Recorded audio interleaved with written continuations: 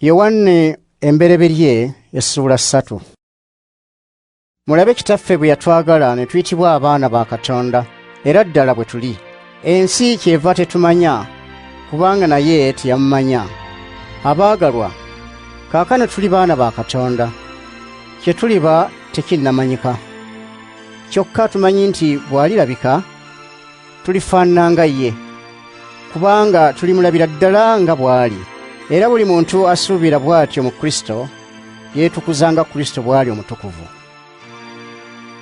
Buli akola ekibi aba mujeemu, kubanga ekibi bwe bujeemu. Mumanyi nga Kristo yalabika alyoka aggyewo ebibi, era nga mu ye temuli kibi. Buli muntu abeera mu ye takola kibi. Buli akola ekibi oyo talabanga era tamanyanga Kristo. Baana bange, waleme kubaawo ababuzaabuza. Akola eby'obutuukirivu mutuukirivu nga Kristo bw'ali omutuukirivu. Akola ekibi oyo wa Sitaani, kubanga okuviira ddala olubereberye Sitaani mwonoonyi. Omwana wa Katonda kyeyava alabika azikirize ebikolwa bya Sitaani. Buli muntu eyazaalibwa Katonda takola kibi, kubanga obulamu bwa Katonda buba buli mu ye. Tayinza kukola kibi kubanga yazaalibwa Katonda. Ku kino abaana ba Katonda n'abaana ba Sitaani kwe balabikira. Buli muntu atakola bya butuukirivu wadde atayagala muntu munne si wa Katonda.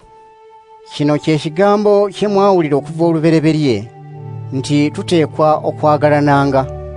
Tuteekwa obutabanga Kayini eyali omubi n'atemula muganda we. Era yamutemulira ki? Yamutemula kubanga ebikolwa ebibye byali bibi, ebya muganda we nga birungi. Abooluganda, temwewuunyanga ensi bwe bakyawanga. Ffe tumanyi nga twava mu kufa ne tuyingira mu bulamu, kubanga twagala bantu bannaffe. Atalina kwagala aba akyali mu kufa. Buli muntu akyawa muntu munne mutemu. Ate mumanyi nga tewali mutemu alina bulamu obutaggwaawo. Ku kino kwe tumanyira okwagala. Kristo yawaayo obulamu bwe ku lwaffe.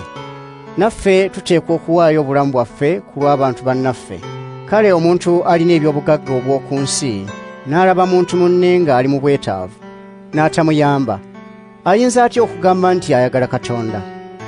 Baana bange, tuleme okwagalanga mu bigambo ne mu lulimi mwokka, naye tubenga n'okwagala kwennyini okulabikira mu bikolwa. Ku kino tunaamanyiranga nti tuli b'amazima, n'emitima gyaffe ne gitutereerera mu maaso ga Katonda. Kubanga emitima gyaffe ne bwe gitulumiriza, tuba tumanyi nti Katonda mukulu okusinga emitima gyaffe, era amanyi byonna. Abaagalwa, emitima gyaffe bwe gitatulumiriza, tuba bagumu mu maaso ga Katonda. Era buli kye tumusaba akituwa, kubanga tukwata ebiragiro bye, era tukola ebimusanyusa.